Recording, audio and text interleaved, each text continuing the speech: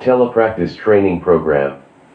For rural and remote areas, there is a strong need to provide health services to special persons reside in rural and remote areas of country.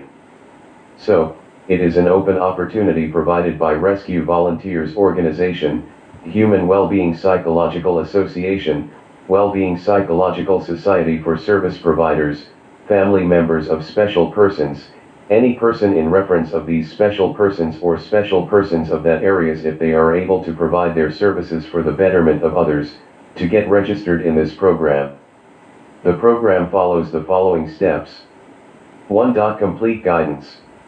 2. Training and 3. Online service provision. This is especially developed for following populations. 1. Children with communication disorders. 2. Children with special needs.